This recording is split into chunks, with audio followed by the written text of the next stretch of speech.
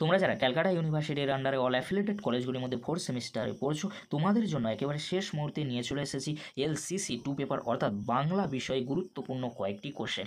এই কোশ্চেনগুলি তোমরা শেষ মুহূর্তে দেখে যাও, অবশ্যই তোমরা এখান থেকে সমস্ত কোশ্চেন কমন পেয়ে যাবে। প্রথমে তোমরা দেখে নাও 10 মার্কসের জন্য গুরুত্বপূর্ণ কয়েকটি কোশ্চেন। ফার্স্ট কোশ্চেন, পৌরাণিক নাটক বলতে কী বোঝায়? এই ধরনের নাটকের বৈশিষ্ট্যগুলি সম্পর্কে উল্লেখ করো।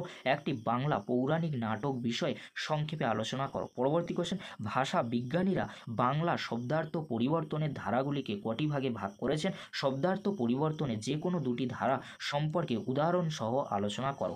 মেঘনাদবধ কাব্য এর প্রথম স্বর্গে পারণী, মরুলা ও রোমা উপাখ্যানের প্রাসঙ্গিকতা সংক্ষেপে আলোচনা করো। এর সাথে তোমরা যে কোশ্চেনটি দেখে যাবে, মেঘনাদবধ কাব্য এর প্রথম স্বর্গে কবি মধুসূদন দত্ত রাজসভা যে বর্ণনা দিয়েছেন তা তোমার নিজের ভাষায় লেখো। দুটি কোশ্চেনের মধ্যে একটি কোশ্চেন তোমরা এক্সামে কমন পেয়ে যাবে 10 মার্কসের জন্য। পরবর্তী কোশ্চেন, তদ্ভব শব্দকে কয়টি শ্রেণীতে ভাগ করা যায় ও কী কী?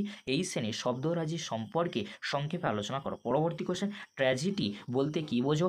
এই শ্রেণীর শিল্পের প্রধান লক্ষণ বা বৈশিষ্ট্য সম্পর্কে সংক্ষেপে আলোচনা করো। পরবর্তী কোশ্চেন অর্থাৎ লাস্ট কোশ্চেন 10 মার্কসের জন্য, ছোট গল্পের সঙ্গে উপন্যাসের তুলনামূলক সাদৃশ্য ও বৈসাদৃশ্যগুলি সংক্ষেপে লিপিবদ্ধ করো। এই কোশ্চেনগুলি তোমরা দেখে যাও 10 মার্কসের জন্য, অবশ্যই তোমরা এখান থেকে 3টি কোশ্চেন কমন পেয়ে যাবে। এবারে তোমরা দেখে নাও 5 মার্কসের জন্য গুরুত্বপূর্ণ কয়েকটি কোশ্চেন। এই কোশ্চেনগুলি তোমরা 5 মার্কসের জন্য দেখে যাও, অবশ্যই তোমরা এখান থেকে 4টি কোশ্চেন কমন পেয়ে যাবে। ফার্স্ট কোশ্চেন, মেঘনাদবধ কাব্যের প্রথম স্বর্গে বর্ণিত মেঘনাথে প্রমোদ উদ্যানের সংক্ষিপ্ত বর্ণনা দাও। মেঘনাদবধ কাব্যে প্রথম স্বর্গে সরস্বতী বন্দনার পরও কবি মধুকরী কল্পনার প্রয়োজন অনুভব করলেন কেন? সংক্ষেপে লেখো। মেঘনাদবধ কাব্যে প্রথম স্বর্গের নামকরণ বিষয় সংক্ষেপে আলোচনা করো। 3টি কোশ্চেন দেখে যাও, এখান থেকে তোমরা একটি কোশ্চেন 5 মার্কসের জন্য কমন পেয়ে যাবে। পরবর্তী কোশ্চেন, সাহিত্যিক মহাকাব্যের বৈশিষ্ট্য বা লক্ষণগুলি সংক্ষেপে লেখো। সামাজিক উপন্যাসের লক্ষণসমূহ সংক্ষেপে বিবৃতি করো।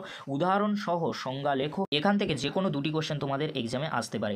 ওপি নিহিতি, লোক নিরুক্তি, শব্দের অর্থ সংক্রমক, জোর কলম শব্দ, স্বরসঙ্গীতি, শব্দের অর্থ প্রসার বা বিস্তার। পরবর্তী কোশ্চেন কি রয়েছে তোমরা দেখে নাও। বাংলা শব্দ ভাণ্ডারে আগন্তুক শব্দ ভাণ্ডার সম্পর্কে সংক্ষেপে আলোচনা করো। ব্যক্তিগত বা মনময় প্রবন্ধের বৈশিষ্ট্যগুলি সংক্ষেপে উল্লেখ করো।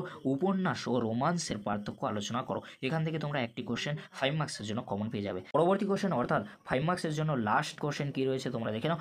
বাংলা শব্দ ভাণ্ডারে অর্ধ তৎসম শব্দ সম্পর্কে সংক্ষেপে আলোচনা করো। ছোট গল্পের বৈশিষ্ট্য লেখো।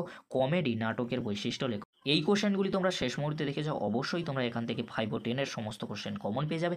আর তোমাদেরকে বলবো 1 মার্কসের জন্য 2022 ও 21 সালে প্রশ্নপত্রে যে কোশ্চেনগুলি এসেছিল সেই কোশ্চেনগুলি কিন্তু সলভ করে যেতে হবে। ওই কোশ্চেনগুলি তোমরা সলভ করে যাও, অবশ্যই তোমরা ওখান থেকে 15টি এসএকিউ কোশ্চেন কমন পেয়ে যাবে। এই ছিল আজকের আলোচনা। যদি ভিডিওটি হেল্পফুল হয়ে থাকে অবশ্যই ফ্রেন্ডদের কাছে বেশি বেশি করে শেয়ার করে দিও। ভিডিওটি দেখার জন্য তোমাদেরকে অসংখ্য ধন্যবাদ।